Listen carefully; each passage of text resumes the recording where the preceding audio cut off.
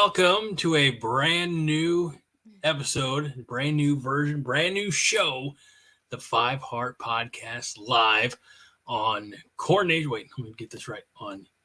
Coronation's YouTube channel, Facebook, and X. My name is Greg Mahachko. I'm definitely not out of breath. I definitely didn't just sit down 10, 15 seconds ago. And being joined by, hold on. There we go. One of my many assistants here at Coronation, Minnie Hunt. Hello, Minnie. How are you doing tonight? One of your many assistants. Yeah. That's how you can introduce me tonight after you just gave me a heart attack. It was great. I had to start the show by myself. You did almost great. Nobody was around. You were fine. All is well. My heart's just going a million miles an hour. We started on time. It was 9 o'clock still. It wasn't 9:01 when we started the show. But you were just cutting it a little too close for comfort. I had to go get my cooler. All right. Oh, my audio is low. Okay. It is. Good. Thank you for telling me that because I just got a new microphone. Let me fix it. Fred says, Greg calling Minnie an assistant. What's the title of this episode? How Greg got his groove back. That's right. Had to get the Yingling. Okay. Is that better? Scott Schrader says, Minnie's audio is Minnie. Well played. Bravo. The Minnie Whisperer. I'm controlling her audio controls remotely. So if she mutes out, then it definitely wasn't me. Let's see. We got so many. Well, TSD said that your audio was a little low. That's all fine. We've addressed the situation all the way back up to the top. Melissa said, second, hi, Fred. I think she was assuming that Fred was here. I don't see an earlier comment before 8:10. So hello, Melissa. Tiger Shark Diver says, John's practicing magic, Husker magic right now, not to be confused with voodoo. Aaron Rostovsky is live from Charles Schwab Field Press Box. Thank you, Aaron, for tuning in tonight. Justin is checking in and also wonders why Aaron didn't take him with him anyway. To the game. Yeah, right. Is my mic okay now or is it too loud? It's always too loud. If it's not muted, it's too loud. No, I'm kidding. It's great. Greg? I'm sorry. I'll behave. Living in Omaha, David Matney, the official realtor of the Five Heart Podcast, is here. And he's not the only Matney. Let's go down and find all the Matneys. We have Angela Matney in the house. Hello, Angela. And okay, so far just the two. Okay, and then there's Anthony. And Sam. Sam. Wow. We need to be, all right, Matney family. Can we get on like the Matney family Christmas card list? I know. With all of you in matching shirts that have David Matney, living in Omaha, David Matney's face on the shirt. I would put that in my office. I would hang that in my office. At least we'd get something to look at other than a boob light. Who doesn't like boob lights? All right, here we are. Cheers, everybody. Okay. Let's see. Scott Schrader says Minnie's never too loud. Trust me, Scott. That's pump the brakes there, buddy. Fred Sacco says, I figured Greg would say it's too loud because he can still hear you. Guys, share a brain, I swear. It's all good. It's all good. Well, I love that sound. Greg is always trying to get something. Ooh. Agreed. I don't know what I'm always trying. Something, yes. To get it me, I think. No. Melissa's on my side tonight. I don't think so. I think Minnie is an island. An island. All by myself? Angela says the other matinees are working tonight. Well, that's good. Oh. They need to. They can't be a mooch. That's right. All I want is a shirt and denied again. Thanks, Aaron Keene. Yep. All right. Victor, looking forward to playing Nebraska in 2024. Victor, a USC fan. Ooh. I see Scott wanted to say, Victor, who's your team? But you can see USC. in the profile picture, it says Trojans, Scott. Trojans with the SC in the way of the USC. So Victor joined us in the chat on Monday because John had a guy from USC, correct. the voice of college football. I forget his name, but Tim. Mm-hmm. Aaron says everybody be nice to Victor. Agreed. I don't think we have any hatred for USC or Trojans fans. Yet. Easy. Not till November. Fred Sacco says our former HC wasn't a fan of Trojans. Well done, Fred. Scott says, Greg, I was cleaning my glasses. Well, you're not allowed to. If we learned anything last week, it's that you're not allowed to clean your glasses. So I don't have any of my glasses cleaner. If these things get smudged or foggy or whatever over the course of the next 60 to 90 minutes, I'm just going to have to deal with it. Clean your glasses when you're talking. I don't really know how I feel like that's more distracting. Aaron Rostovsky says, be nice to Victor and shitty to Iowa, whose team and fans lost their shit today here at the ball field. So, yay. All right. Well, shall we begin? Did you get yes. Did you look over, because you just ran in the revised edition? I did, because my highlights. I was adding a few things, and I was getting some of the comments, added in before I ran to get my beers and run in here. So yes. So no John tonight, and I don't know where John is. No John. So we can't. We have to skip. Basically, the whole first Article 1 is Dunsey. No. No, I'm not going to read all that, Minnie. I would be embarrassed to read. Okay, but hold on. Okay. Before you do, I got a big kick out of Fred's comment here. Says, I cleaned my glasses so I hear Minnie better now. Oh my God. Let's see. I'm a bottle of 13% alcohol by volume mead deep. So let's go. All right, Greg. Take a sip. Clean your glasses. Well, no, the Living in Omaha David Matney, the official realtor of the 5 Heart podcast, says Chatterfield's no longer allowed to clean any glasses while in the Chatterfields. So yes, we hope that I guess only if you're not on camera. I'm very discriminated against in my position here. Here's the thing. I can't see their faces. Yeah. So I'm looking at you when I'm talking, and it's like you're not paying attention. But I'm totally paying attention while also still being able to see the comments and read them, because I need these glasses, apparently. Everything now is exceptionally blurry. Now everything is clear. Blurry, clear, blurry, as clear. Fred would say, that's how glasses work. That is how glasses work. Thank you, Minnie. We need a series of shirts like that's how time works, that's how glasses work, etc. So. All right. All right. Would you like to read our 8-paragraph introduction that you wrote?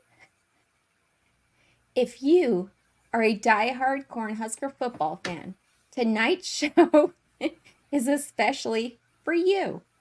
Chances are that's how you found us in the first place.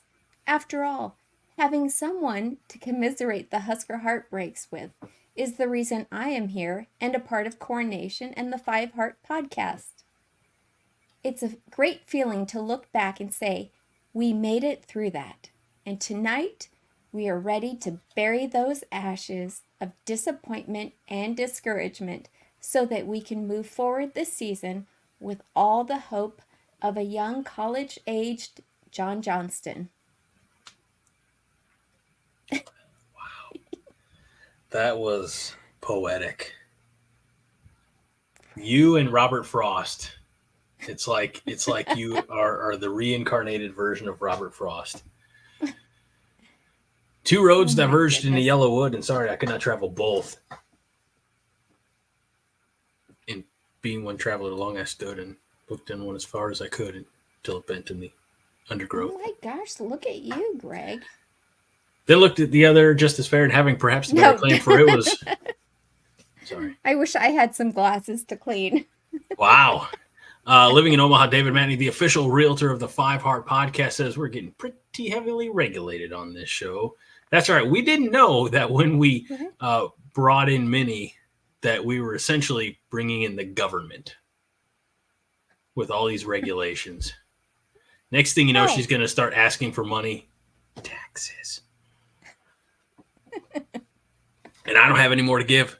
I'm out. Mm-hmm. The regulation There's must always cease. more. Okay, Greg. Yes, ma'am.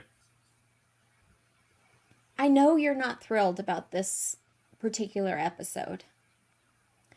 This is not something you've been looking forward to. No, I've been dreading this for a while. I'm honestly, like burying the ashes. Thank you for borrowing my line. I'm ready to just put this episode behind me and move on because I don't have that good of a memory. So.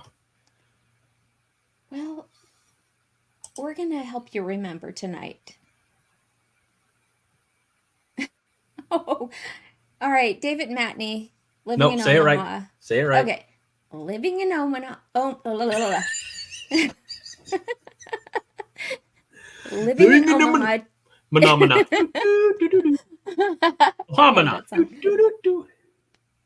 Phenomena. Okay. Living in Omaha, David Matney, the official realtor of the Five Heart Podcast, says... Phenomena. No Google, no glass cleaning. What's next? Fred says in response see. to David Matney, the Living in Omaha, David Matney, the official realtor of the Five Heart Podcast, if she regulates out Greg's Yingling, I predict a riot. Buddy. You know what? I want everyone to have a great time.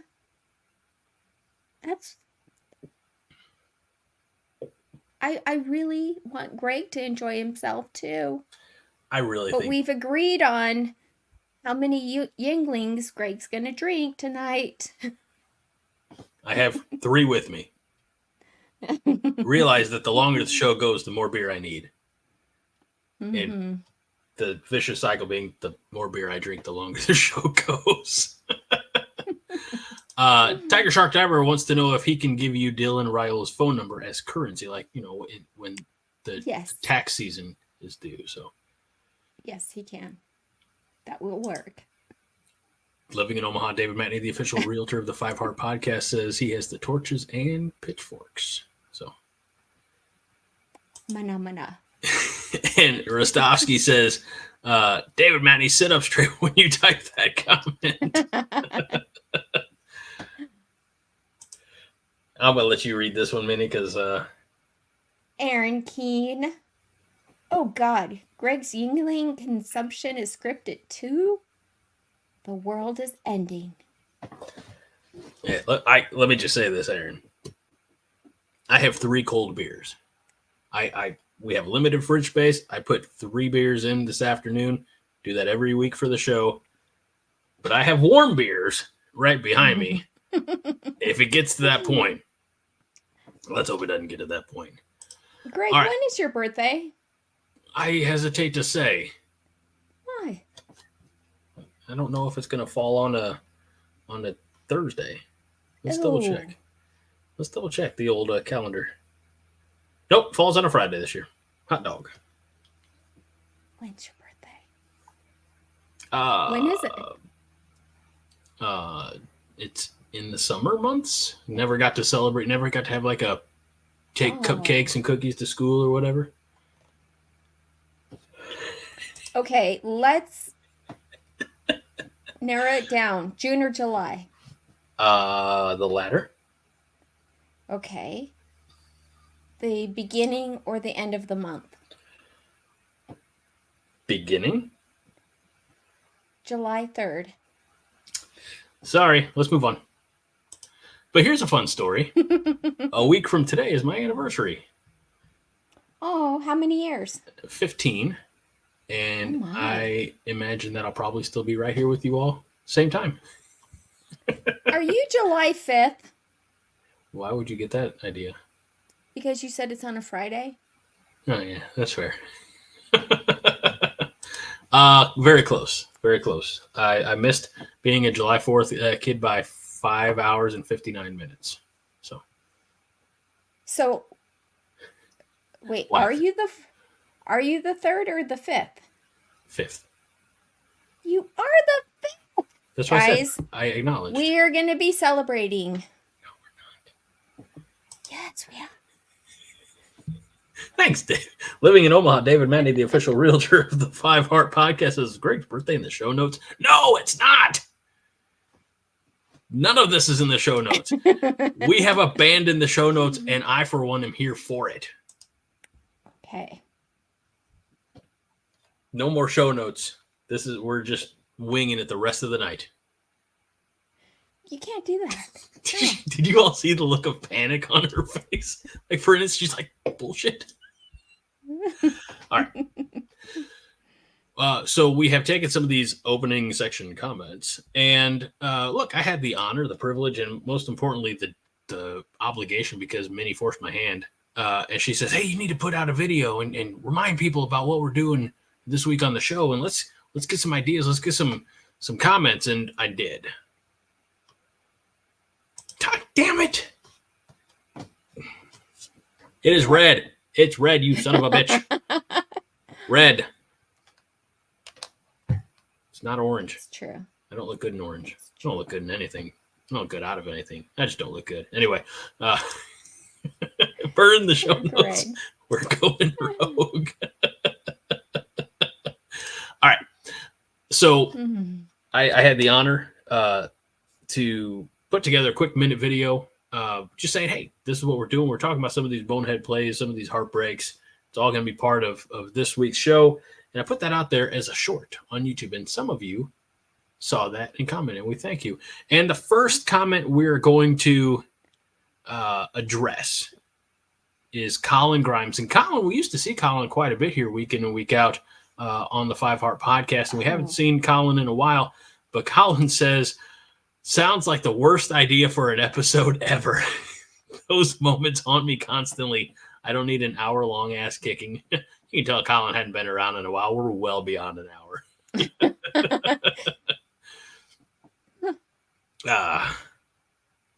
Colin.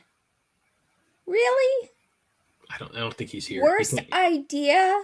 What are we supposed to do? And it's the off season. This is the best idea. So years back, it. and again, since many of you, I mean, realistically, that's kind of why I asked this question a couple weeks back, is how many of you actually listened to the podcast before, and how many of you are here just because of John's silver mane? And of course, everybody said we're here because of John, the post Minnesota rant epic, and they've stuck around it. And yep, this is the Monday night anti-therapy. This is MK. This is therapy in a can, my friend, and it's tremendous. Yes. But I asked that question because Haas and I did an episode of the podcast, 2019, where we talked about some favorite Husker games, favorite Husker players, things like that. Those are the fun episodes that bring smiles and joy. And tonight we're going to do the opposite. Tonight we're going to bring up all the bad memories to, what is it? Ace Ventura, Pet Detective. After Jim Carrey as Ace Ventura has a tremendous rant, he goes, I have exorcised the demons. And that's what we're going to do tonight. Yes. So I didn't know where you were going with that, but yeah, I was getting that's there. exactly what we're doing. It's what I do. I get there very slowly. Thanks, Minnie. Thanks for pointing out my mistakes, my flaws, and my errors. Greg, What?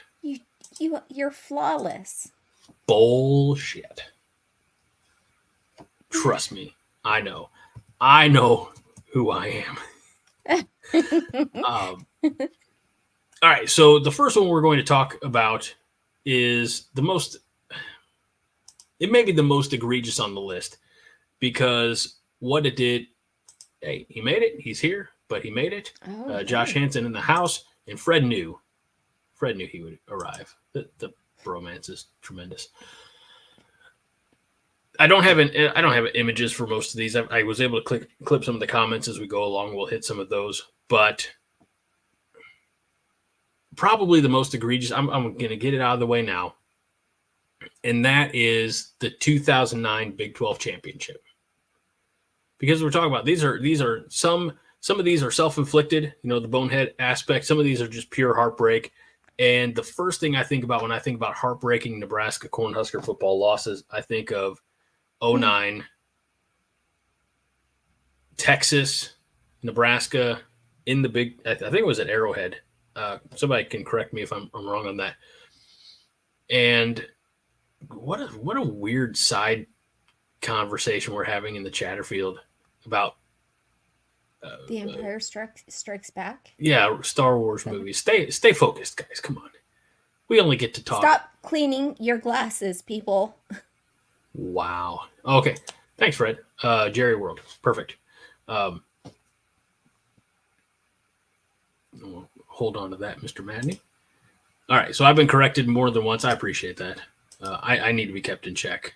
You're right. If I actually would have, I Googled. I know I'm not allowed to, but I Googled it, and had I clicked on one of the images, it's clear. It's Jerry World. So yeah, the famous 1 second game, right? Texas ends up beating Nebraska 13-12. Ndamukong Suh dominated Texas all night long, threw Colt McCoy around like a rag doll. I'm pretty sure that I was doing a show for Husker Locker at the time with Brian Toll, Brett Baker, Aaron Sorensen was in that group back in the day, and one or two others. I want to say that we had started that up, or I've been recruited into that in 09. So we had something to talk about. Oh, did we have something to talk about after that? Famously, I think it was Colt McCoy was ran out of bounds, looked like the game was over. We had Mac Brown signaling from the sideline, 1 second. And of course, famously, or from our end, infamously, Texas hits the field goal. Nebraska had been winning 12-10. They hit the field goal. They win 13-12. And Nebraska is still without a conference championship since, I believe, 2001. So,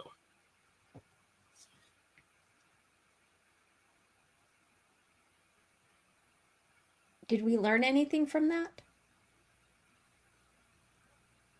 yeah, we learned our hate for Texas is well earned. Yeah. Actually, that's a very good point, Greg. It is well earned. Thank you, Josh. Josh says, threw it out of bounds, not ran it. You can't stop the clock until you know it hits something out of bounds. It was complete shit. So you're right. I'm sorry. Threw the ball. I'm 0 for 2. Got the venue wrong. Got the final second to last. I'm just going to. It's okay, Greg. I mean, do you want to go to the actual notes, or are you just going to I don't know if you noticed, but I actually put that in the notes. No way. Yeah. I print them out. No, you print out 9 pages of notes. You put digitally 1 page of notes. And then I go in there and I add a few things at 8:47, and then I get in trouble for being here at 9 o'clock on the dot. You weren't in trouble. You just gave me a heart attack. I said, I'm so happy to see you. Happy. So other things we learned. Fred says we learned that the Big 12 was going to make sure to hook us all the way out the door. Let's see. We learned Texas is rigged. And Josh says, we learned that Texas was running the Big 12 and leaving was the only real option. F, Texas. I think we have somebody in the comments that lives in Texas. Scott Schroeder? Schrader? Come on now. Schrader? Yeah, I think he Why lives are you in so Texas. bad at names? First it was Aaron Kane. At least you know Justin. I'll say this. That's at least one letter off, okay? One letter off. If somebody mispronounces your name by one letter, I'm going to give it to him. It's okay. Don't even go there, Greg. I don't even know. Josh wants to know what happened to me before he got here. I'm all red-assed and grumpy. See, he called you Craig. Yeah, he does that all the time, though. See, again, Josh and I we've been friends for almost 20 years. We were roommates back in the day. There are some allowances there. Just like sometimes I call him fuckhead. It's all the same. Aaron Keene says, I wish my name was Aaron Raiola. Oh, you'd have to change it to Darren Raiola. It's the only way you get in the family. Aaron Rostovsky says, how did Minnie nail my name and miss some of these other ones? That's a great question. And Rostovsky also says, I must break the tie. Rogue One or Empire? Empire. Everybody knows that. That's not even a question. Get out of here with that. Not even a question. Come on, Rostovsky. Get it right. TSD says, my grandma lives in Austin for 30 years. They have more money than Bezos down there. There's a fair amount of oil money in Texas. I love Austin as a town to go visit. It's such a fun town. I just wouldn't want to be from there. Fred says, Darren Raiola, but don't do it, Aaron Keene, or you'll have to get a restraining order. Hey, you know what? She would just add them to her collection. Like I collect them? Well, there's Dylan, there's Dayton. Who else we got? I mean, nobody else that I know was trying to get on the Chain Gang to watch. I don't think I honestly look. If you came to visit, you were supposed to come and visit Arizona. I was going to take you to where I live and where he was going to play football. It's so close. It's so close. You would have done the same thing. But anyone would have. But you didn't. I know. I think I'm okay just sitting in the stands watching. I don't need to, be able to smell his breath mint or his bubble gum. Be like, great bubblicious. Good choice tonight, Dylan. Yeah. No, I don't need to do that. Gosh. All right. Okay, that was fun. Moving on to, okay. So here's a bonehead play. The 09 Big 12 championship, it's a heartbreaker, right? No doubt about it. But I do feel like that was just, it's been 15 years. I don't necessarily remember every aspect of the game. I don't know if there was some momentous moment where we shot ourselves in the foot. I don't remember. But I'll say this next one is a bonehead play that led to heartbreak, and it cost us a game. And that was just a couple of years ago when late in the game, we punted to the wrong side of the field. And Michigan State took the football and ran pretty well unopposed all the way down for a touchdown and gave them the lead. How do you do that? How? Guessing it was gross miscommunication, gross negligence from a coaching staff. It was just gross. I remember one year, didn't we have not enough players on the field? That happens a lot, sadly. I know. I think it happened just recently. I don't know. Are we going to talk about Roger Moore's? Yeah, but I actually moved that to last. Okay. and there's a reason why. So we'll get to Okay. it. All right, so we have this one again. I don't have visuals for the next one, so my apologies. But James Boardman said Cam Taylor-Britt against Illinois when he threw the punt forward out of the end zone trying to avoid a safety. It didn't work, and we all cringed in response. Yeah, but this year we get to play Illinois on a Friday night. Revenge. Well, we beat them last year. Oh, well, yeah. I mean, we've had our revenge. This is Also, I really the fourth year for that head coach. I can't ever. I know I have. We just call him Bert. Fuck him. He's a shithead. he doesn't earn the title of shit ass. He's just a full blown shithead. Or a bonehead. No, he's just a toadhead. That's what John was calling you last year. You toadhead. All right. So that one sunk. I'm glad. I'm happy for Cam Taylor-Britt. I think he's found some success at the next level. He was a tremendous athlete with Nebraska for a number of years. Just had, I mean, really, that's the only boneheaded play. So, all right, let's move on to.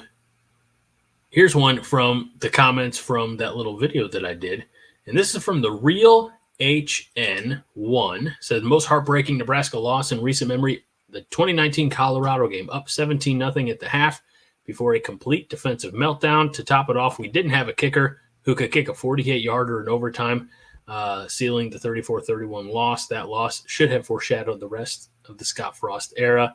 I would venture to say that it did. We were just too blind to see it. We were. We were just believing in all hope. Just going on. What's that song? Living on a Prayer? Yes. Living on a Prayer. What's that song? What's that song? Bon Jovi's Living on a Prayer? All right. Really? What? Wow. How do you I know it. It just didn't come to me right at the second. That second. Of course I know that. Okay. I probably know more of the words than you do.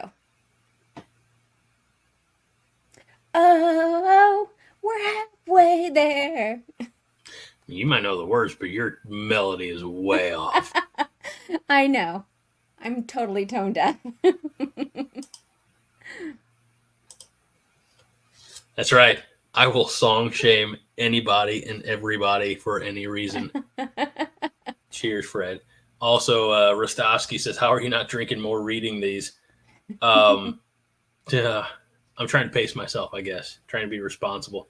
At the end of the night, at the end of the show, I still have to put all of this in audio form, get it all set up, do all.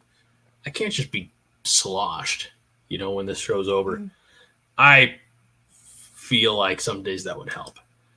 Aaron Keene says, Greg is Vader, and I love it. Rule with an iron fist. It had to be iron or whatever materials they had after his hand got cut off. I don't know if that's good, bad, or somewhere in between, Fred.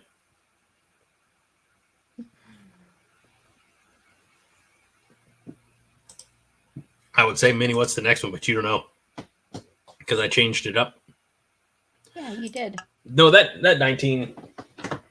The disappointing part about the two Colorado games under the Scott Frost era is, one, we had a really good opportunity to win in the 2018 game, and then you could tell it's pretty obvious that they were working over Adrian Martinez's knee, and you're absolutely right. I'm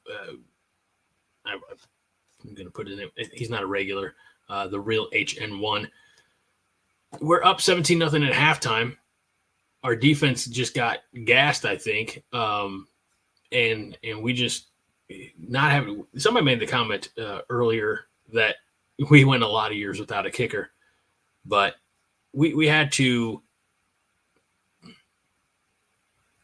we were not completed in any phase of the game under Scott Frost. So I at least like the direction we're going. At the end of the day, I think that's what Minnie's hoping to achieve out of this episode is putting all that darkness behind us, move towards the light. So, all right. Well, let's move towards the light.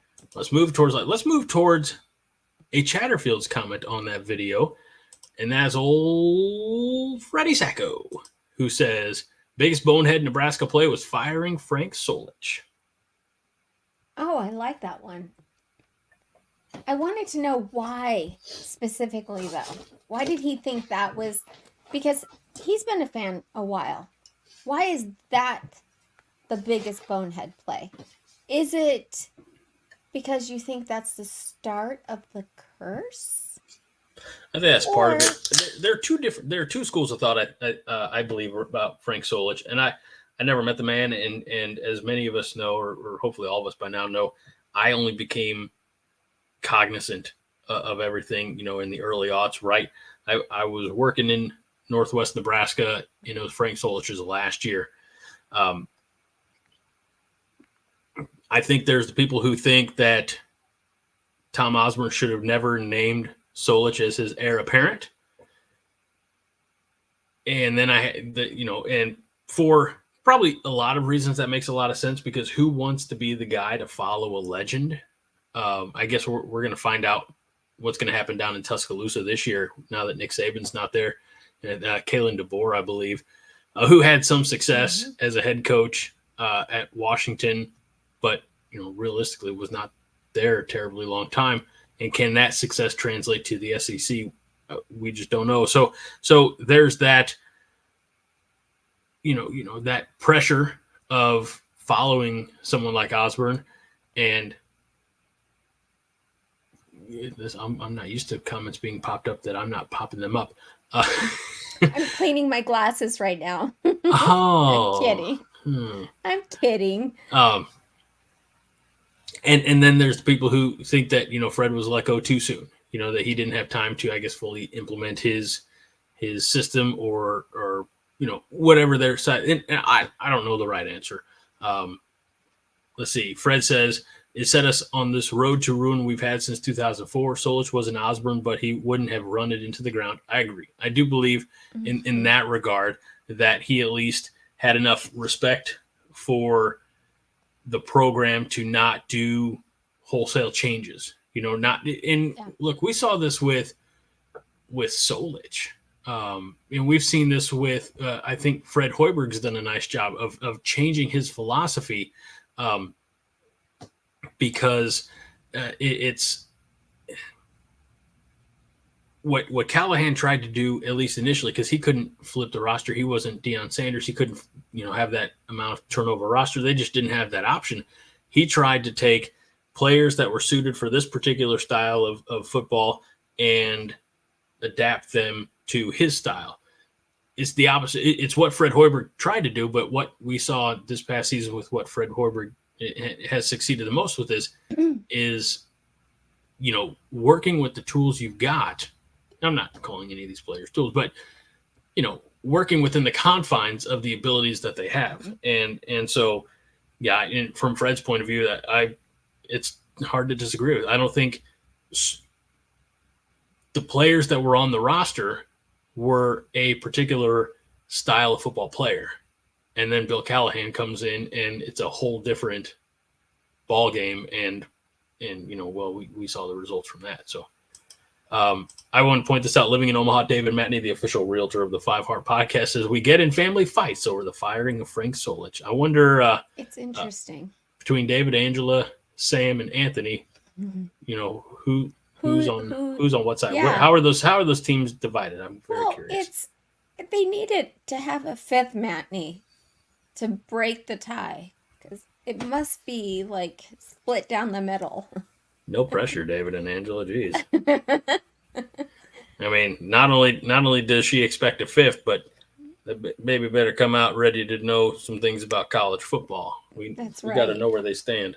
Aaron Keene says, at the time, thought Solich had to go. Little did I know the subsequent hiring would be ass. And it was ass over and over and over and over and over and over and over. A lot of years of ass. So, But you know, I talked with somebody about Fred's comment, and they said they asked the question, were there cracks in the armor already? Meaning, before Frank Solich got let go, were there cracks in the armor already? I mean, you had a Heisman winner, you had a conference champion. The landscape of college football was changing, yes, but you also had Frank Solich, who spent years under the Tom Osborne learning tree, and like college football wasn't always the same under Osborne or Devaney, Right. So Right. I think that there was enough experience at the collegiate level, which Bill Callahan did not have, that maybe would have kept the train of success going a little bit longer, if that makes any sense. I don't know who this is. Can I show this comment? Yeah. Gargome 1191. Gargamel. Gargamel. Gargamel 91. As in Smurfs villain, yes. Yes. Yeah. Milt Tenneper and Charlie McBride were retiring. So those are two key components of the longtime members of Osborne's staff. Milt wrote the book. I'm going to get it wrong. Something about the pipeline or the assembly line or something. It's look, I only know two people with this book. Neither one of them will part with it long enough for me to read it. Hoss Reuter and John Johnston each have this book. John's is an autographed copy that was given to him by friends of ours from the old Big Red Cobcast back in the day. They tracked. What's the book? Oh gosh, dang it! Somebody help me out. Is it the one that's all thick? What are you talking about? The pipeline? Hold on. The assembly line. I was right. The assembly line. Oh, the assembly line. Just to put it in context as to how rare it is, you can I just on Amazon right now, and there's not one available. Like reviews, but there's not a way to like purchase. Huh. Oh, I take it back. Buy used hardcover, $199.99 for this book. So must have extremely good knowledge. It's the Bible of offensive line play. Yeah. Fred, John won't even show Greg a picture of the book. No, damn right he won't. Jason Reeves says, let's not forget we lost our strength and conditioning. Yeah. Oh, Rostovsky says that his dad has the book. Ooh. Abe Books has 13 copies. Moonbot, you got to give me one. I'm just like that was Abe Books has 13 copies. That's what I said. Abe Books. But are they $200 a piece? I don't know. And is it worth it? Oh, that's not even fair to say. I mean, I don't know. I'm just now hearing about this book. You tell me. I've never read it. I'm only the people we know and love who will not part with the book, will not let anybody borrow the book. They value it that much? Yeah. Okay. So. Wow. Oh, Moonbot 7 says from $156 to $503. Tiger Shark Diver says $503 for a book. For a book. Tiger Shark Diver says I don't give a shit how much they are. I'll buy one. Don Dre with heard of a book that much. I don't know if this is a hot take or a take, but this is I'm not. Oh no! You what? Obviously have not read all of the notes. No, I haven't. I read them in order as we go down the list. I said that exact thing. Guys. Go ahead. No, I feel bad now. I'm going to put a star on this No, till go later. ahead. Go ahead. Sorry, Don. Stick around. We'll get to you eventually, buddy.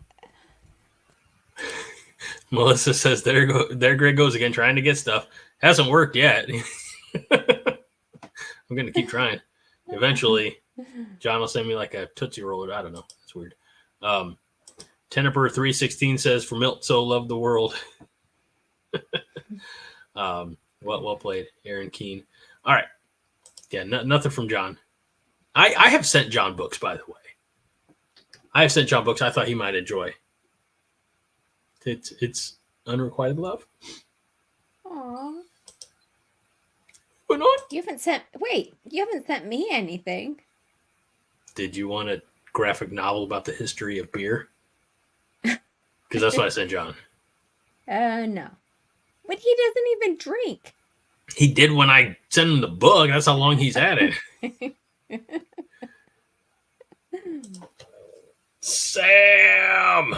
Sam's here. Hello, Greg. Good to see you this week. I just got off work. I wouldn't miss 5 Heart Live for the world. Well, you missed about 45 minutes, but that's okay. It's funny because thank you so much for being here. Here's what I see happening. Greg, you're not going to be satisfied till you will get every single matinee in the world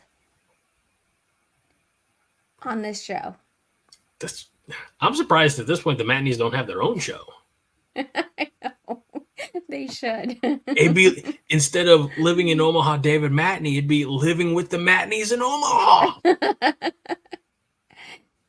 Be the best. Okay. I'd probably tune in and watch that. Just saying. Yeah, it'd be like a wife swap without the swap. I've never watched that. I didn't either, but I knew it was a thing. I was trying to pull a pop culture sound reference. a weird thing? I don't know. It's not in the notes. Let's move on. We're still on part 3, by the way. And this last one, we vowed long ago to never talk about this play ever again. So I am going, that's right, the 5 matinee podcast, except to our knowledge, there's just 4, Aaron Keene. I want to ask you, Minnie, I want to ask any of the Chatterfields. There's a movie that I watch. I'm going to choose my word purposefully here, religiously, every spring, end of March, early April. It's the 10 Commandments. You ever watch the 10 Commandments with Charlton Heston? It's like old movie, like Yul Brynner. Mm-hmm. I don't know if you know what the 10 Commandments are or the Bible.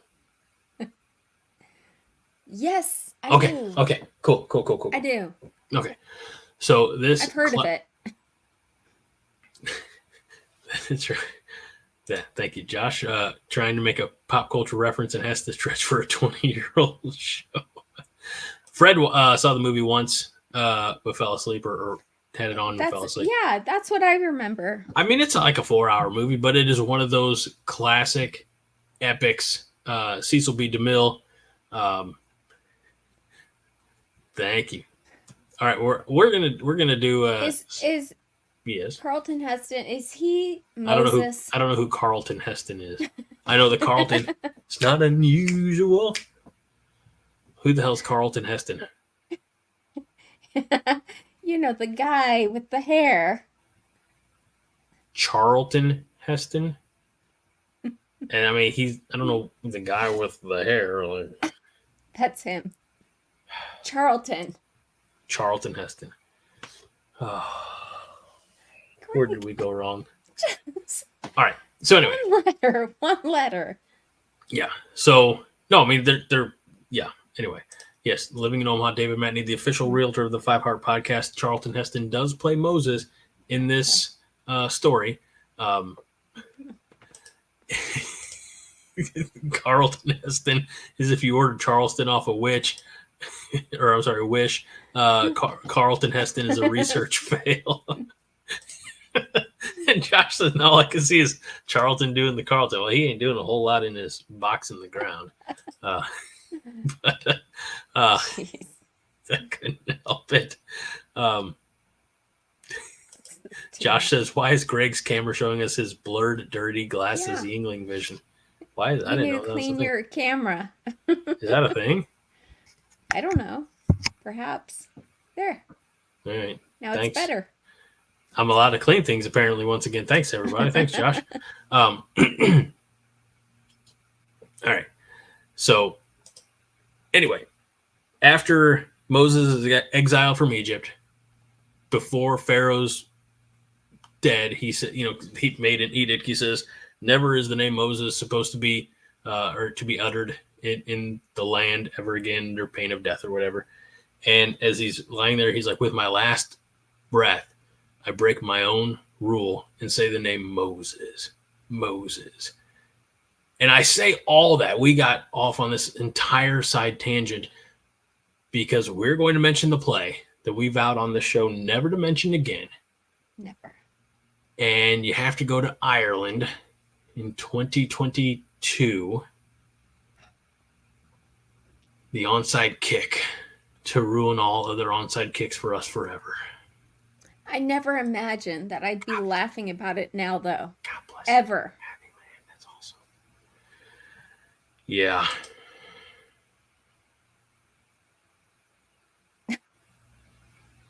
I mean, at the time, I remember somebody saying, well, if it would have worked, we wouldn't be judging him so harshly. I still think we would have. It's just not a great idea. You have the lead. Everything is going well. And then you're just going to try to surprise them with an onside kick that backfires. And they go down very quickly to the other end of the field and score. And you lose. In one play, you lost all momentum. And not only that, I think you burned what was left of any goodwill that you had. Yeah.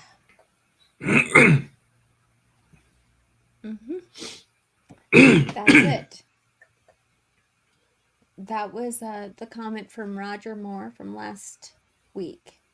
So. Aaron Keene says, you can say that about any bonehead play, if it worked. Aaron Keene, honestly. He is he always keeps us on our toes. Not us. He knows I'm on my toes. I'm saying us because we're a collective we. You and I. We're we. Like the royal we? I don't know what we the are not royal we is. amused. We are not amused. Yeah, exactly. I always go back. Now, this is going to be a dated reference for people. Only people of a certain age will appreciate this. In the 90s, there was a show called Animaniacs, and I used to watch it after school. And in one of these skits, you had the Warner brothers, Yakko and Wacko, and their Warner sister, Dot. And in one of these little cartoons, they meet the queen, and she says, we are not amused. And Wacko jumps up and opens her mouth. He's like, how many people you got in there? And when I'm making an Animaniacs reference on a Thursday night on a Husker show, you can tell that it's the off season. That's all I can say. Hey, Greg, can you read this comment?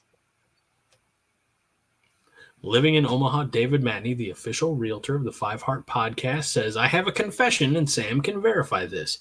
I said at the time, Sam, we should do an onside kick. I understand this might ban me from the channel. It won't ban you. You're still the number one realtor in our hearts. In our five hearts. And I'll say that the reason being is you didn't have any control over what could actually happen. You couldn't actually call in that play or call that play to your special teams unit. So you're off the hook. The person who was on the hook has already been shit canned. So, true. Yeah.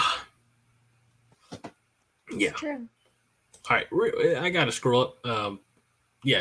TSD, thank you so much for the super chat of $5. We appreciate you. That was 5 minutes ago, and you deserve a better and faster response. And I apologize on behalf of myself and Minnie, mostly Minnie, but mainly on behalf of him. myself, whatever. Mainly Craig. Craig. A married couple. Don't you start. Jason Reese says Animaniacs was the best. Thank you. Josh says exactly what I'm saying. The difference is David Matney wasn't paid millions every year to make such dumb decisions.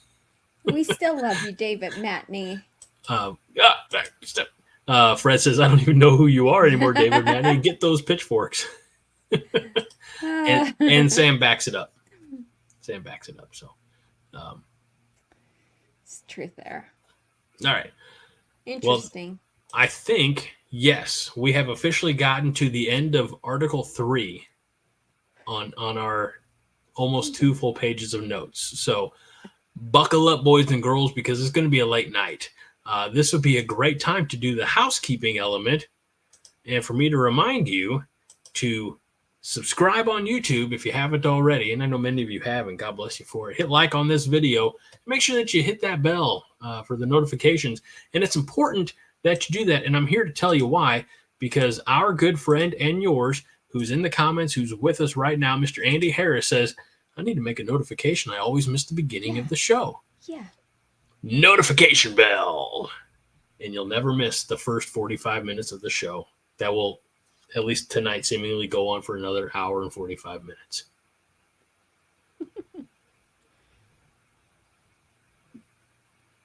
Great times.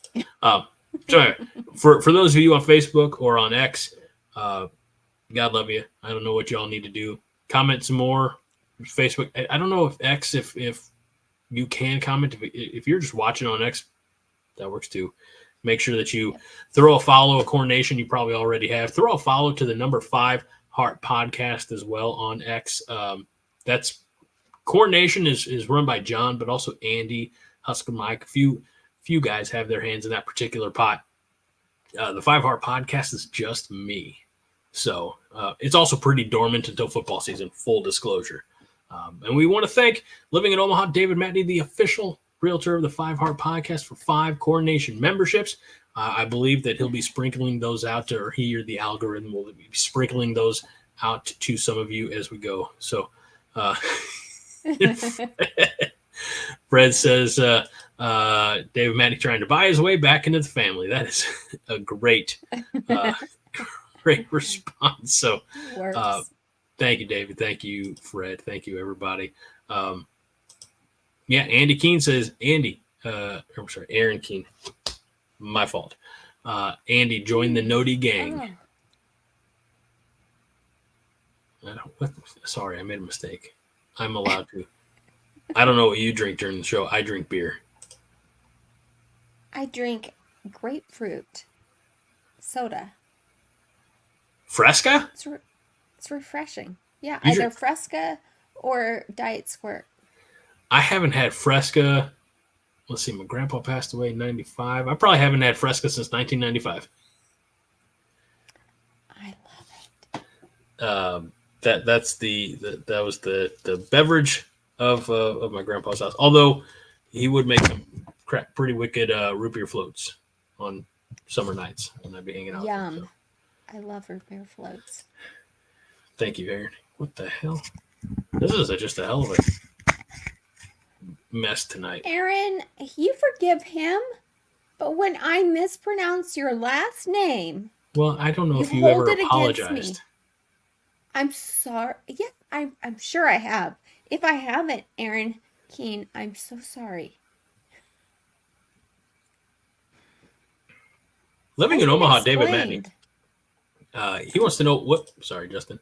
He wants to know whatever happened to Shasta. I don't know about Shasta, but do you all have Vess soda where you are? No. Anybody Vess? like Vess? VESS.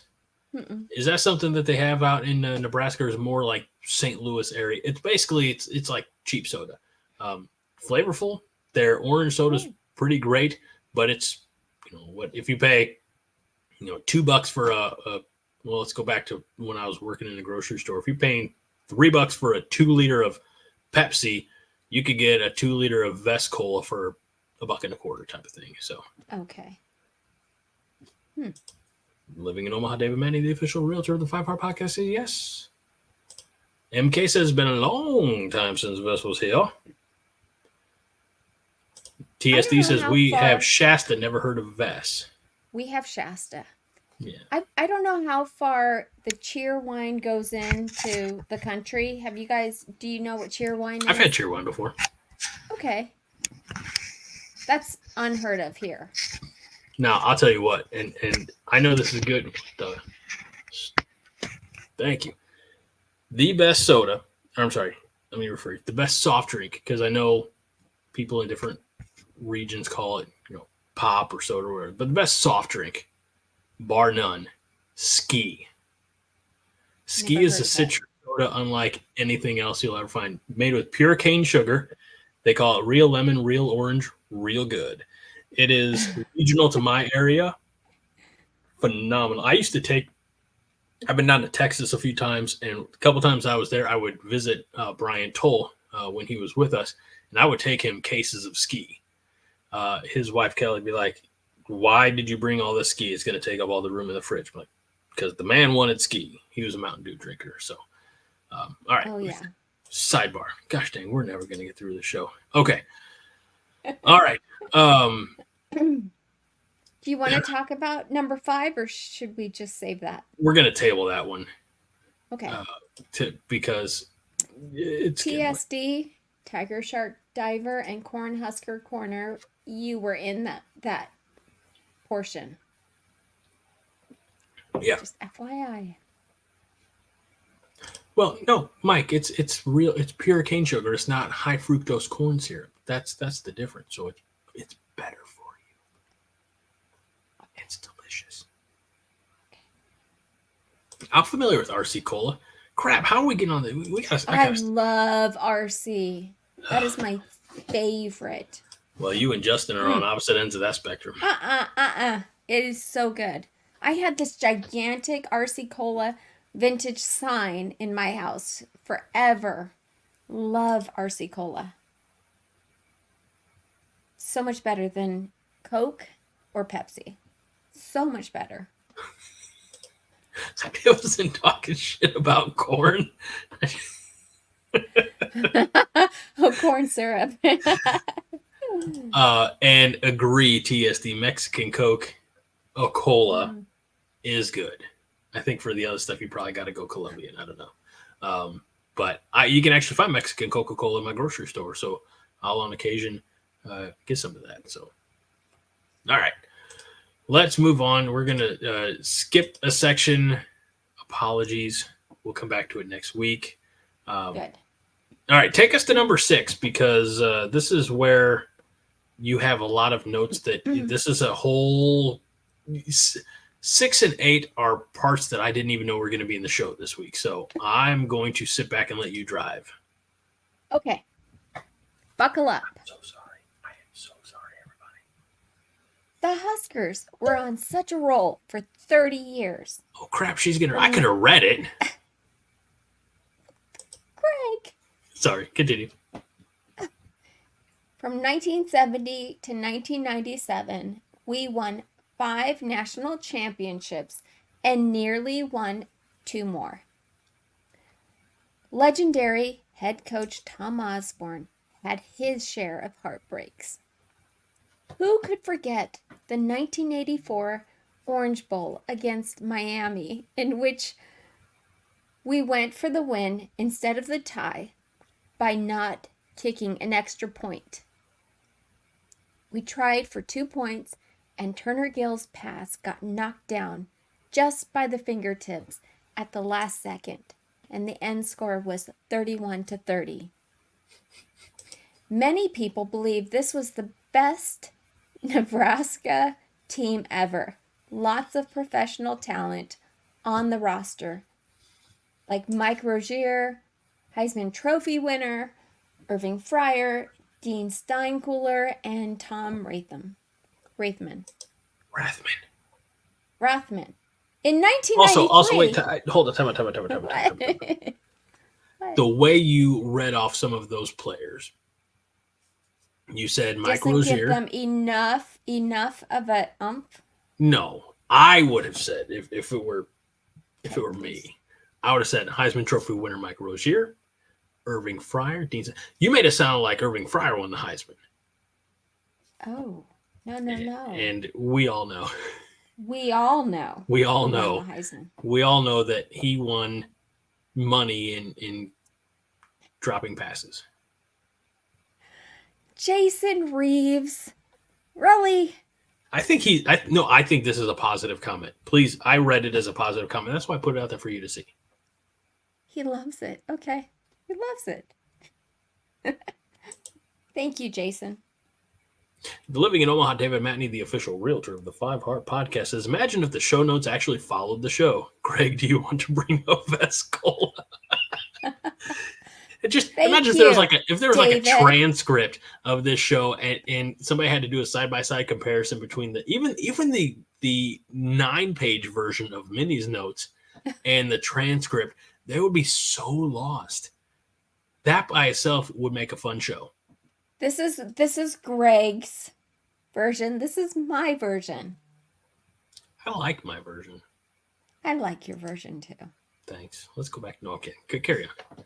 All right. Let's see. We have got through Article 6, Section A, subsection 1. Yes. I call it 1. Now we are on to... No, you're right. Can I read it? Now we're on to B. Please. Okay. Go for it. Making my radio voice on. In 1993. Wait, let me get some glasses. Son of a bitch. Kidding. By the way, Living in Omaha, David Matney, the official realtor of the Five Heart Podcast, says Sam and I have family fights over Dave Rimming. What all don't you fight about? This is going to be such a great reality show. Like Sam thinks he was offside. Part of this family. This is a fun family. Let's see. By the way, Josh says the center is never wrong, and Mr. Matney laughs. All right. Well, I need to wet my whistle.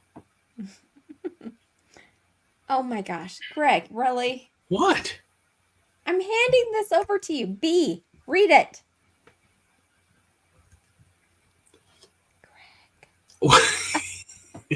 I'm sorry. In 1993, Nebraska headed to the Orange Bowl against again. Sorry. Let me try that over. Cut. Rewind. In 1993, Nebraska headed to the Orange Bowl again versus Florida State for the national championship. Sophomore Tommy Frazier led a comeback to put Nebraska in a position to kick a 45-yard field goal to win the national championship. The Huskers had thought time had run out, but the refs conversed and decided there was still time left on the clock. Byron Bennett kicked and hooked the ball left. Florida State won 18-16. The game is what most believe the game is what puts believe in the hearts of the players. This will be the last game Tommy Frazier will lose at Nebraska. I mean, the way you read that is so awesome. I don't know if you know this or not, but I actually had a 10-year actual radio career. I know. Yes. When I read things clearly and properly, I can actually do it very well. Okay. I have a high school education too. I don't know if we're, Greg. What? Thank you. And the fact of the matter is, you made it sound like the best things come out of the worst. Right? Isn't that what we're trying to do here? Out of these ashes will be the phoenix rising. Okay, just because you live in Arizona, let's stop with the phoenix metaphors, okay?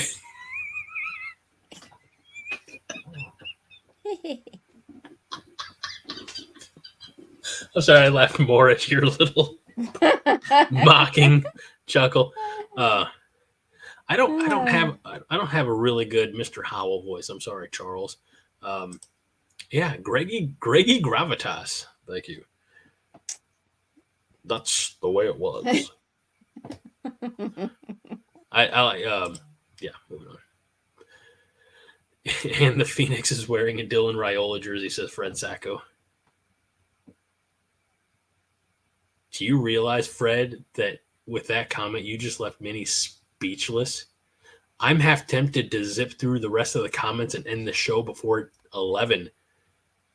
I'm going to keep this comment up here because Minnie's just staring at it and drooling slightly. All right, let's move on. Okay. All right, we took comments. Okay.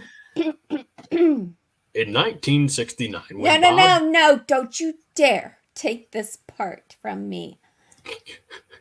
This Okay, is my favorite part. This is my favorite part. but where the hell is all 1960 this coming from? Like, you're just making up parts of the show. It's because there's things that have happened this week in Nebraska Okay, that hold on. this part actually ties into it. Okay. I was wondering when we might get a tie into something relevant. The other two were things that. What? That's the one that Minnie. Aaron Keene says, of all of Fred's comments, that's the one that left me speechless. It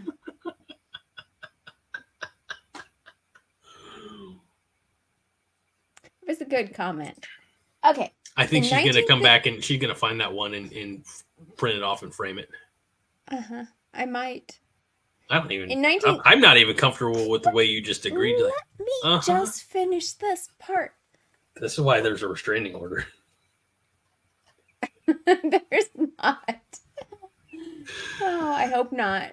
I'm going to the game. I'm going to be that close. Jason Reeves says, were you not notified, Greg? This is the mini show now.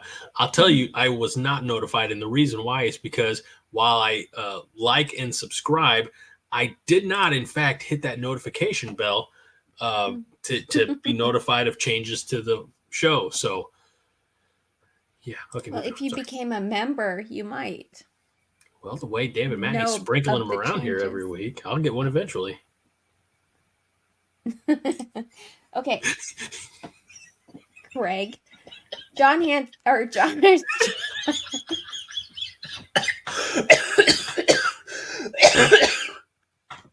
Josh Hansen says, Craig keeps interrupting and not apologizing. He may officially hate Minnie, and that's that.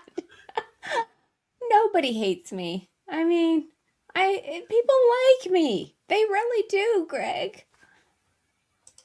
Aaron Rostovsky says 5 minis is all the minis. Nope, wait.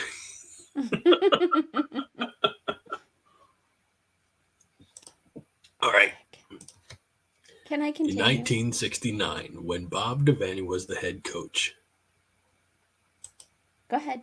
No, I was just setting the stage. I'm giving it to you. No, I was setting the stage. I'm feeling extremely giving right now. I timed and placed. All you have to do is fill in the blanks. Okay. Tom Osborne talked him into hiring the first strength and conditioning coach in the country ever. Boyd Epley. Nebraska could then go on and have guys that were stronger and faster than other teams. Thank you. I'm very good at running in place. Oh, no. Oh, dear. Oh, I got it. This is what made Nebraska great. Innovation. Something Matt Rule knows a thing or two about. Thank you. Lost my place. Speaking of innovation, yesterday we had a press conference with some of the guys in charge of the recruiting organization at Nebraska. Vince Gunta, Ryan Callahan, and Keith Williams, in which they told us about a software program they had developed for them to enter specific requirements into a recruitment database. Things like academics, personality, the exact height and weight of somebody, if they're in other sports, and all the other stats you would see on other sites like 24/7 Sports or On3. Imagine if you could input your very specific ideas of what a wideout receiver should look like, physically, intellectually, and emotionally. This idea kind of reminded me of RoboCop. Like, build your own player. I would say $6 million man. I don't know what that is. Steve Austin? Oh, the The wrestler? Not the wrestler. Majors. I can't remember the actor's first name. Son of a bitch. Anyway, no, the $6 Million Man was a show from the 60s or 70s. And it was, we can rebuild him. We can make him faster, stronger. Because there was like a helicopter. Lee Majors. Thank you. Thank you, Charles. I'll say Jonathan Majors. I'm like, nope. He's a recent actor who's been in some legal troubles. Sam Matney says that Minnie is too young for that, which I find. How old is Sam? I was going to say, I find ironic because I think Sam's like 23. That's speculation. I could be way off base. But we know that Sam comes from good lineage. Living in Omaha, David Matney, the official realtor of the Five Heart Podcast, knows exactly who Lee Majors was and probably coached Sam up properly. Now we're all waiting to see. By the way, Sam, don't say that you're 19 or a quarterback because you might have to get your own restraining order. So the idea of they have this software program that they built, right? And they got input from he's like, he doesn't even know for sure. I think he's 20. That's his father. And he's right. Sam confirms 20. My dad watches the intro about once every 3 months. Not the show, just the intro. And yes, the Bionic Woman, and there were two different shows, and they had crossover. They were in the same universe. The $6 Million Man and the Bionic Woman. So, when was this show aired? All right, you keep talking about your theories there. I'm gonna look that up. Okay. So they developed this software program based on, Matt Rule, this coach, that coach, they were all coming to them saying 1973 to 1978. I mean, come on. You were alive. He's not even old enough. Was I? Pretty sure you were alive by 1978. When were you born? 1982. Loud and proud. Ooh. Class of 2000, always together, the best, the boldest, always, forever. Aw. Yeah, that's right. That's right, and I've been drinking. Just imagine how wiry I am when I'm sober.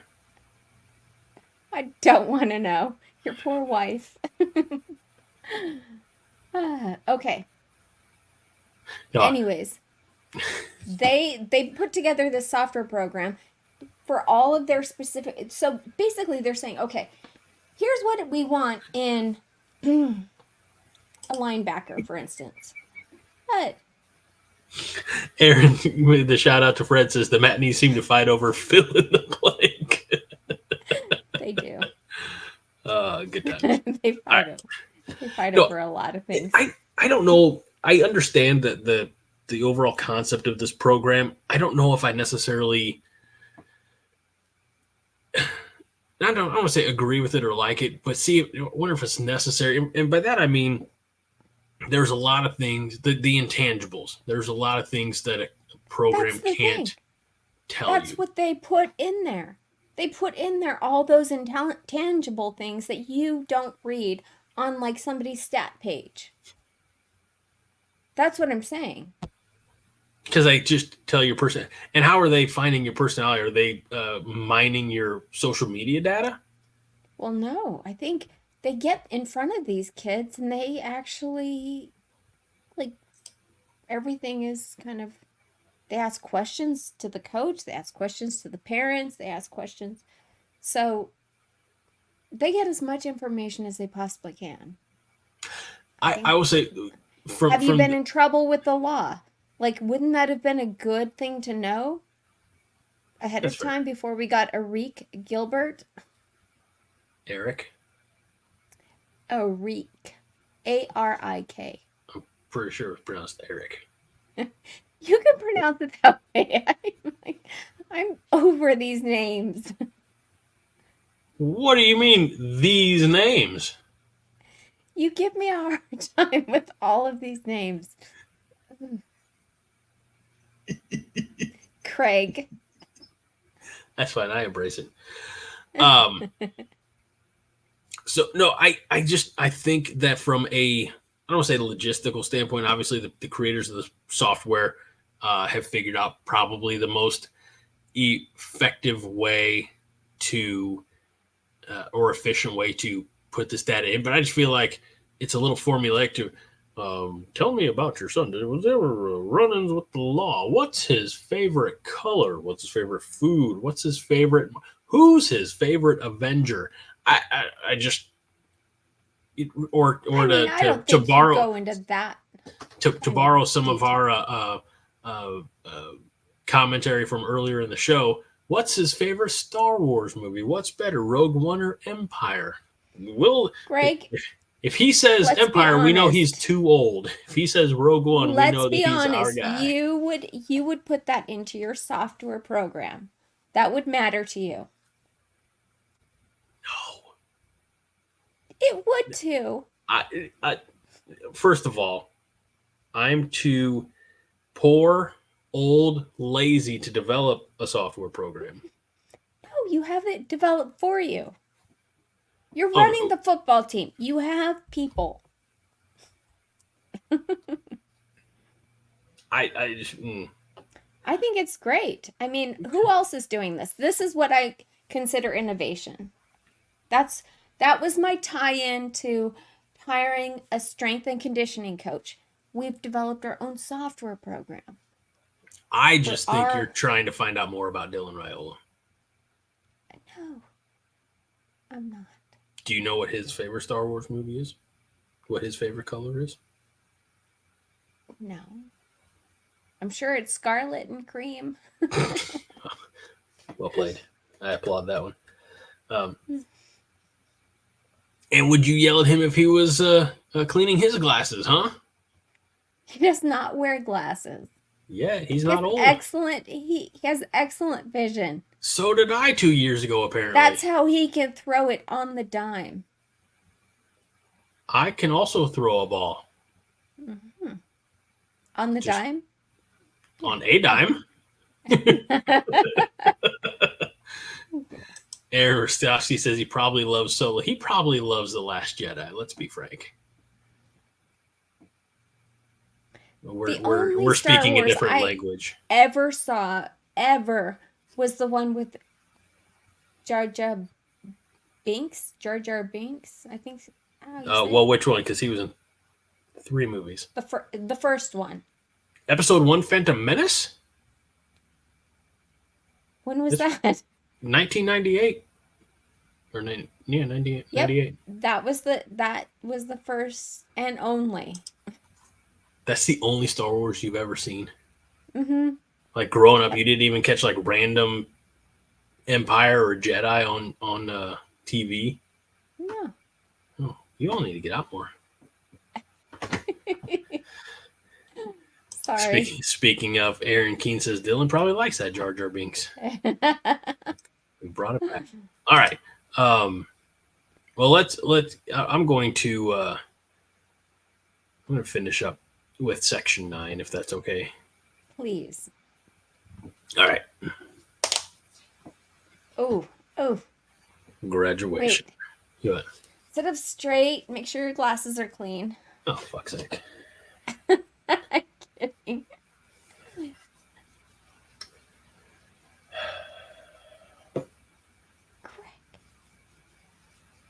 Well, I can't see anything, so I can't read anything. This is high quality entertainment, let me tell you. All right. So Melissa says you don't know good shows. Melissa! What? And living in Omaha, David Matney, the official realtor of the 5 Heart podcast, says Jar Jar Binks was the Bob Diaco of the Star Wars universe.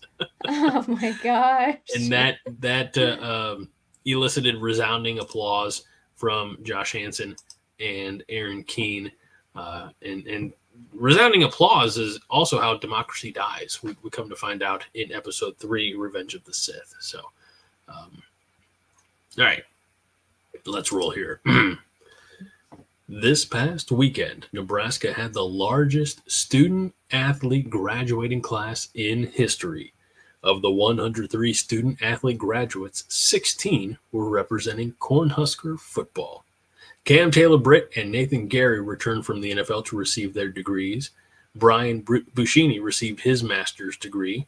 Ethan Piper, Nash Hutmacher, Nate Borkacher, Chief Borders, Raquan Buckley, Gabe Irvin, Heinrich Harburg, Ty Hahn, Ashton Hausman, Trevin Lubin, Seth Malcolm, Grant Taggy, Camden Witucci. And yes, Seth Malcolm has not played in a game as a Husker yet, but this guy earned his 4-year degree in 3 years. Good going, Seth.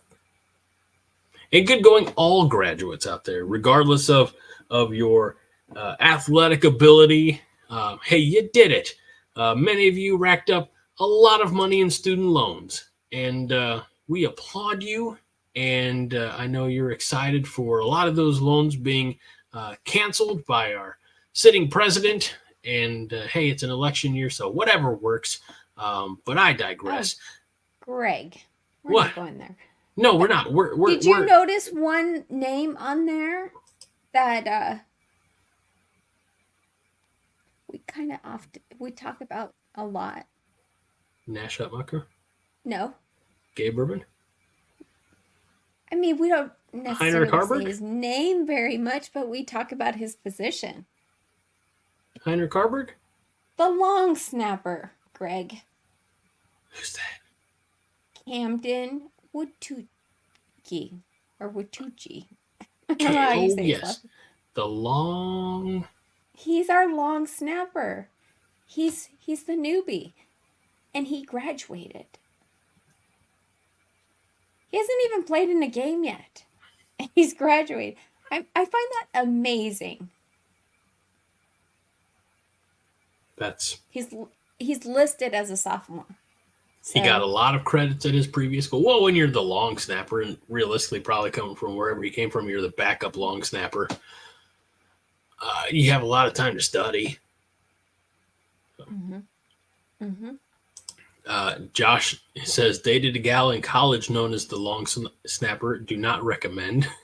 So we're going to have to sidebar that later, Josh, because I know a couple of the females you dated in college. We'll have to have our own conversation after the show. Melissa is also confused by your obsession with the long snapper.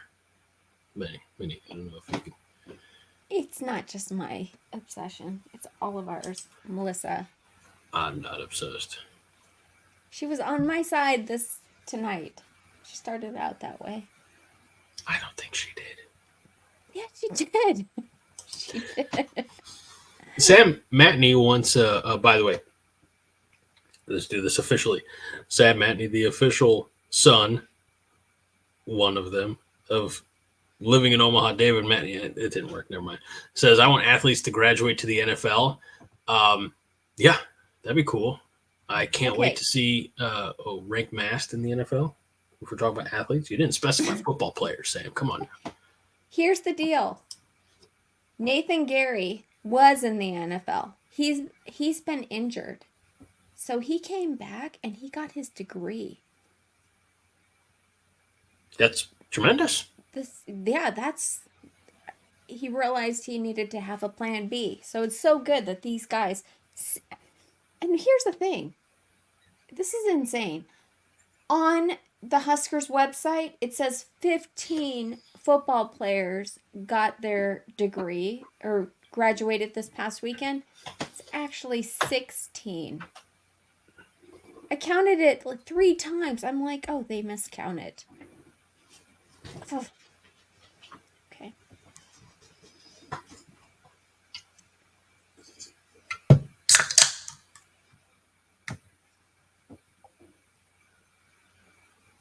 What did I miss? There was a very, very inappropriate comment. What? It was, I'm not going to play it, or show it, but Fred says, and I'm the bad one in here. Wow. Oh, gosh. Was it something Fred said? No. Oh, I'm surprised. And that's why he was surprised too, because usually he's the one who gets the most to borrow a word from a character who's in Star Wars, but is also the words in the sort of salacious. He's Fred, of course, is usually bringing the more salacious or spicy content to the comments, and Jason, we might officially be off the rails at this point. But can I bring it back? Can I bring it back to football? It was announced earlier, and it was mentioned even earlier in the show by Minnie, even though it's not on the format, which is crazy because I know I put it in the write-up, and she claims that she reads the write-up and makes some adjustments to the notes based on the write-up. No, MK, this is my third. This one's cold. It's only an hour and a half into this, so we got another half hour of BSing and whatnot. Greg. Yes, ma'am. Okay, so guys. Oh shit. Greg likes to talk crap about me, but just so you know, never. On Monday morning. Where are my pearls? I'm clutching my pearls. How dare you? Monday morning, I start with my what? I'm not about to hit the panic button. You're hitting the panic button out loud. I start with my ideas on what we should talk about for the show. So this week, I went ahead and I sent over just a rough format of of my notes. And I said, whenever you have a chance, just look it over and let me know what you think. He didn't look it over till last night. That was like 2 days difference.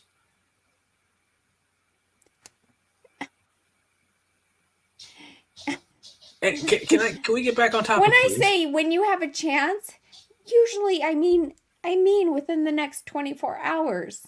Do you realize that I have unread emails in my work email box from March that I'll get to in good time? all in due time. Anywho, we were informed, I guess may be the best way to say it, this week that for the first time in Nebraska Cornhusker football history, they will host a night game on a Friday. 7:00 Central on Fox. It's going to be September 20th against Illinois. So, I honestly, the only thing I can think of is all high school games in the state need to be played on Thursday. I can't get the right. Which one do you want, Minnie? Minnie, I'm about to keep you out of the comments. We picked you up. I want this one. We took you out of the comments. We can put you back in the comments if you know what I'm saying. Greg, do you want to read this one? Greg, Employee of the Month, ladies and gentlemen. In my defense, I've read a lot more and answered all the other ones. This is just one that's, it's just fine. All right. Love it. I like this one by Jason Reeves. So we're back to Greg getting a spanking about notes. Apparently. And while you were quick to dismiss it, Charles said Steve Winwood has a good song, Why You See a Chance. Yeah, that is a good song. Why you see a chance, take it. That's the only words I know, but I know I don't know that words. song. Well, you also didn't know Living on a Prayer by Bon Jovi, so I'm not I know that song. It took you an awful long time to get there, and I'm pretty sure that Mr. Google was a little bit of a contributor to your efforts earlier in the show. No, I don't Google when I'm on the show, unlike some people. Yeah, because some people ask questions, and I don't have an I'm not Hoss. I don't have an encyclopedic memory. I can't remember everything. I have to look things up. It's called trying to, look. I don't always tell my clients in my real job that I have that I often work late and keep me from my family. If they ask me a question and I don't know the answer, I don't pull some bullshit out of my ass. I say, I don't know, but I'll get that answer to you. Okay. That is a very good way to handle any kind of a sales call. But this is not sales. This is just us. But if they ask a question, I'd rather, for my own, for the betterment of the show, take 10 seconds away from staring at the camera. You're like, I don't know. Let me look. Oh, sorry. Let me look into this. And it's fine. Josh says if Greg flies with Illinois and doesn't throw a bird out of the plane, it's friends off. I won't be going to that game. I don't know what I have going that weekend, but I don't think flying with the Illinois football team from Champaign or wherever to Lincoln. How far is it? How far is it from your house to Lincoln? I'd have to Google that. I'm not allowed to Google. It's about 9 hours, probably. Just get on Apple Maps. It's probably about 9 hours. Ooh, that's a long drive. Yeah. I'm in southern Illinois. Emphasis on southern. I can't just drive across shit-ass Iowa.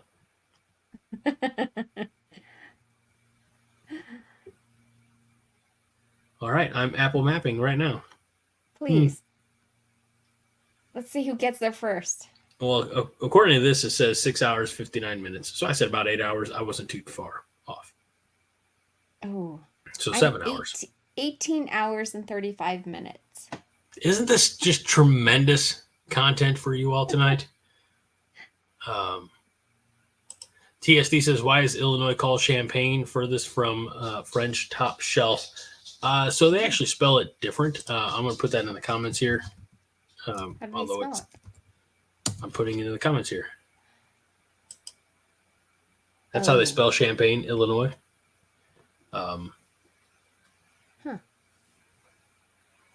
So Melissa's 6 hours away, so she's got me beat.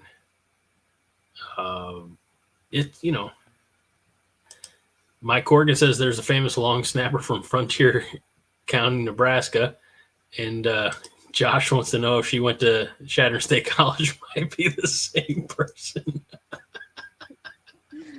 His ex-girlfriend?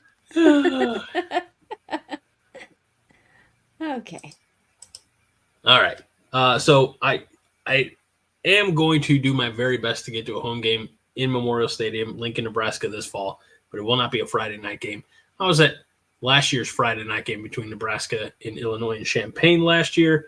It was cold, but Nebraska won, and that's all that really matters. So, Blaine Cole, great seeing you, Blaine, all the way in from overseas, a little over 6,500 miles for me as the crow flies. Wow. Justin's a busy 15-minute ride away. Vince Watson's 8 hours. I didn't realize that you were asking everybody how far they were from Memorial Stadium. I mean, we should all know this off the top of our heads. How long, if we needed to get to Lincoln, how long would it take us? Jason Reeves says, Greg, Apple mapping, how is this podcast not viral? That's a great question. We bring only the freshest, hottest, best, most entertaining content each and every week. And I think, Josh says Blaine lives on the moon, if my math is correct. I don't think your math is correct. But what do I know? 6,500 miles. 6,500 miles? Yeah. Why don't you Google how far it is to the moon? You do that. I will. I'm actually curious now. Oh my gosh. How far is the moon from Earth? How far is the moon from... let's see. From Lincoln. 238,900 miles. Okay. So, yeah. So close. So close. All right. Well, have we officially ran out of things for tonight? We have. So next week... Oh, shit. Barely done. So next week, one of the things that we left off of our topics of conversation is something to do with the songs being played at games. Specifically, that third quarter break song when the lights go down and our red burns brighter. And we've had Thunderstruck, and I love Thunderstruck. Like, I'm not necessarily advocating for a new song, but is there something that might be a little more fresh for this younger generation? People like Minnie who don't know Bon Jovi may not know AC/DC, but also it can't be Taylor Swift. Like, that's a hard no. I draw the line. Okay. So what's okay, just off the top of your head, I'm not going to hold you to it. Throw a song out there. That's why we're postponing this conversation till next week. You can't even think of a better one because AC/DC is that great of a song. It's a tremendous song. I love AC/DC. I'm not advocating for changing the song. I just do feel like the Gen Zers, and I don't necessarily think we need to cater to them. I think the world caters to them enough. But to what could we play that spans all generations? I don't think I don't think it's gonna be something newer. Is there something from Thunderstruck came out early 80s? No. Hold on, let me Google it. 70s. Did it though? Yeah. Did it though? I'm sure. 1990. Nuh-uh. Thunderstruck was released in 1990. Is that the remake? Are you sure? I'm just going by what I'm seeing here. Somebody fact check me. Google's telling me it was released in 1990. If I'm wrong, I'm wrong. I don't care. I'm happy being wrong. I'm married, so I'm used to being wrong. Is that why you like to argue with me here? You're just used to that. Yeah, because there are no consequences.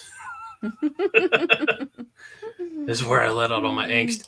Josh Hansen recommends something by the Circle Jerks. That would be a good one. We'll have to ask John for that.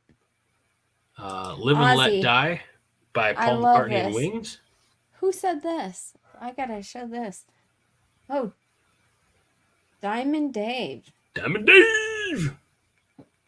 I still listen to the new stuff. Ozzy solo. How about some Iron Man? I'm fine with some Iron Man. Fred says it's not from the 70s. Minnie, trust us. It was 1990. Our wrestling team's theme song. Thunderstruck was 90 from Jason Reeves.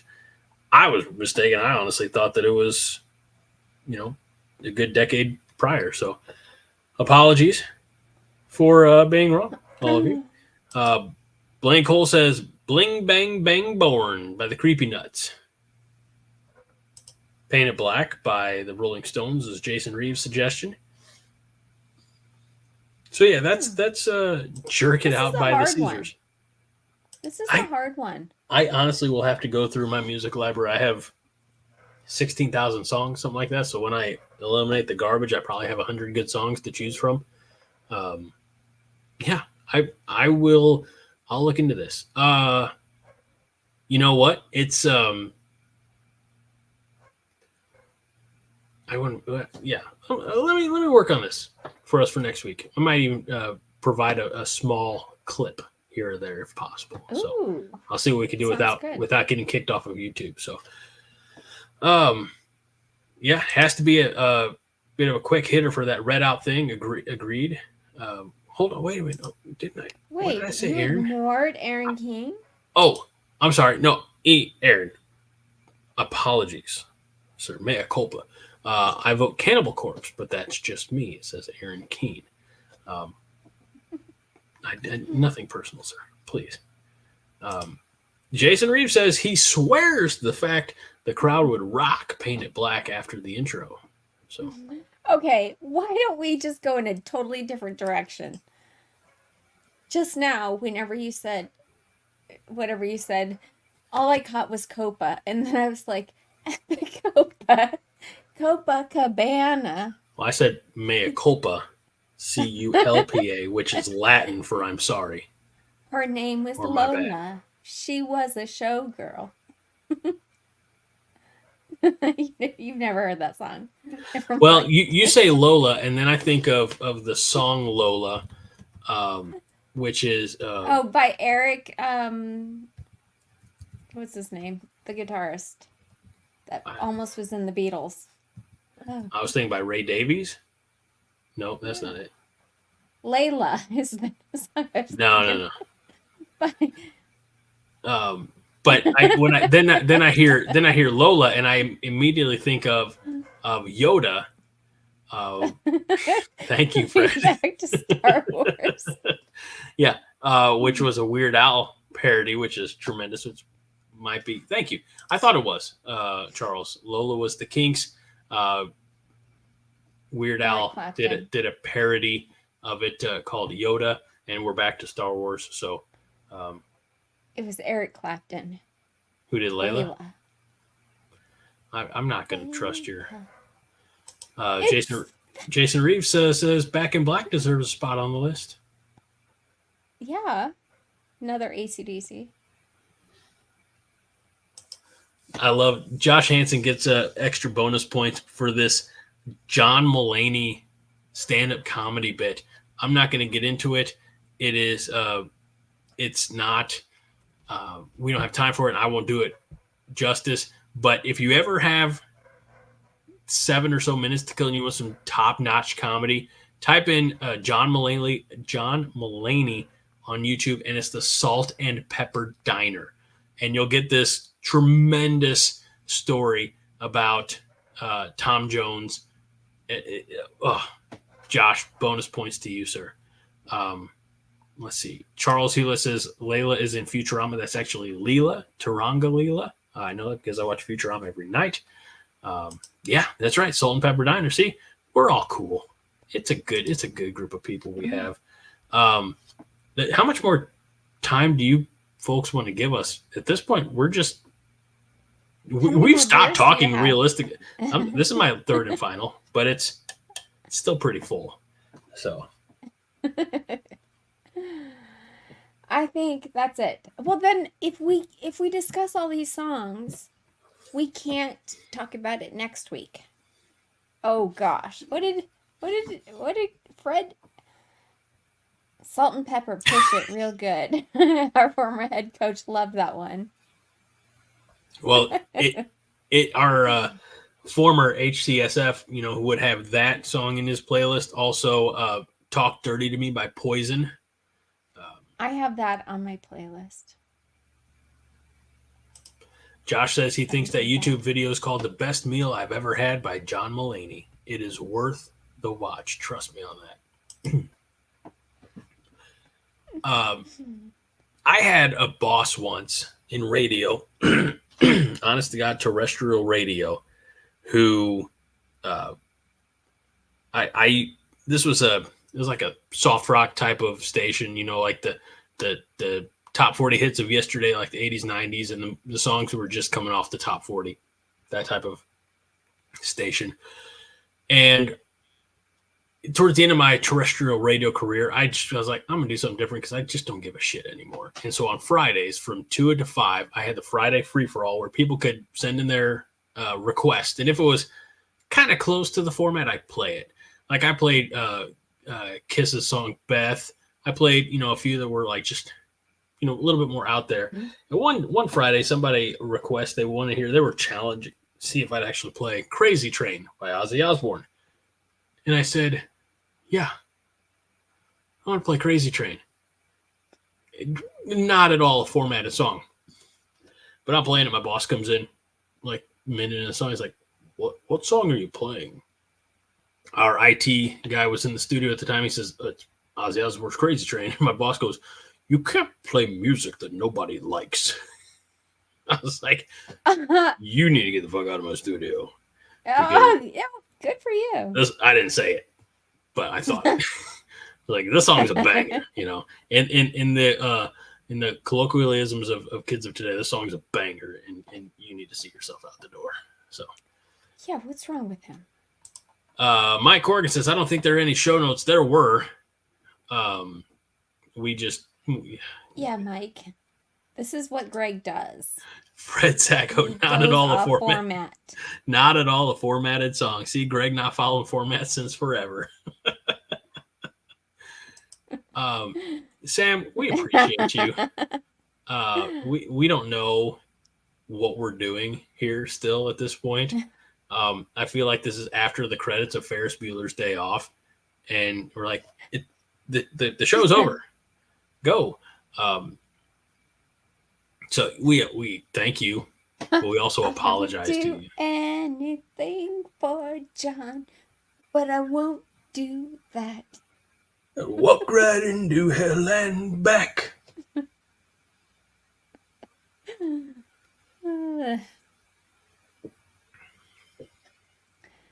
All right, Greg. Mother Husker. Another fine president. Thank you, Blaine. Aaron Keene says Greg Loaf. All right. I think that'll officially do it for this.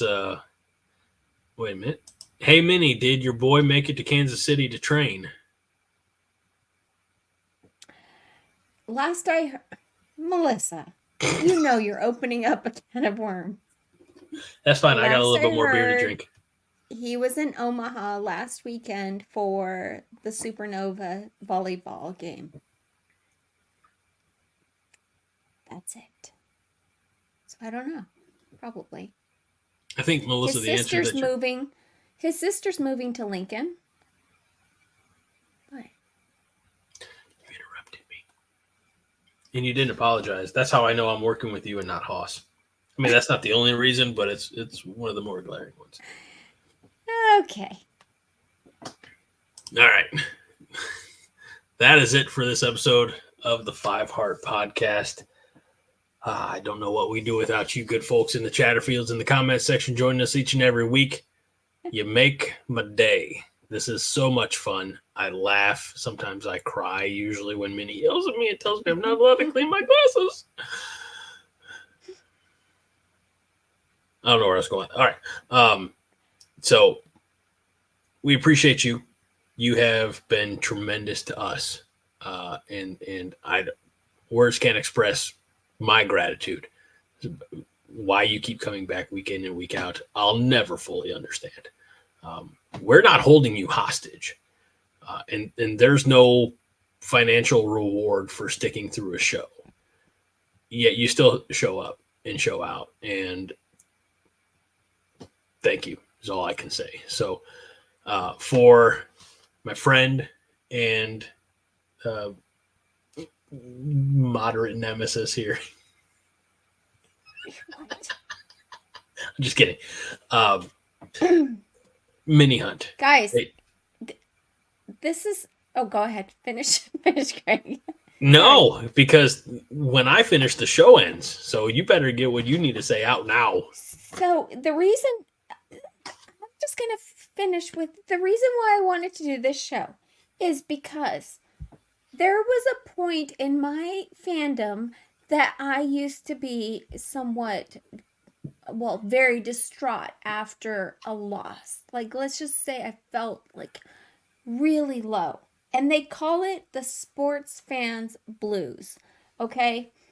And they say to cope with your blues that you should call your friends who are also fans, which I don't know very many people who are fans. I wish I did. To let off steam and cope with the disappointment of a losing team, or consider joining a fan club or online forum or talks, which is what this is. So that's why I thought this would be just a really good, tribute to what this has helped me with through the years. That's tremendous. I always say, I'm going to try to find the picture. So this is a picture I took of one of my twins a couple of years ago, and oddly enough, it was after, or it was after or during a football game. And you know the image of the surrender cobra, right? No. The surrender cobra, it's always caught on TV at the end of the game when something tragic happens. So they got like that, Yes. that look of disbelief. So Yeah. what you said there, this is Rob, my boy Rob, doing surrender cobra. This is a couple years ago. Oh. So he's even cuter now, I think, if it's possible. So we get it. We are all He is there. cute. We we've ridden this roller coaster together. Good night, Sam. Tell Minnie good night. She's your fairy pod mother. And so should we all go to an AA meeting together and talk about the last 20 years? No booze talk. We have bigger issues. I'm never going to an AA meeting, brother. That's funny. But I'll say this: if you want a really tremendous show about bettering oneself, and it talks about substance abuse, things like that, but it's kind of a comedy. It's called Louder Milk, and it's on Prime Video. It's gosh dang, something Livingston. I can't remember. I know he was in Office Space. Somebody smarter than me helped me out. Anyway, thanks. No, Fred. He's always in bed by the time the show gets going. All right. Anyway, that's it for this show. We're calling it. We're getting out of here before the 2-hour mark. I'm Greg Mahochko. You know that by now. God bless you. Minnie Hunt. She's my friend and my assistant / Boss. co-host. I'm not boss. I already got enough of those. And this is the 5 Heart Podcast. We do appreciate all of you. And we'll see you next week. Same same corn time, same corn channel. Corn Nation channel, that is. And we remind you each and every week that 5 Heart is all the heart you need. Minnie? Go Big Red. Go to bed, you sickos.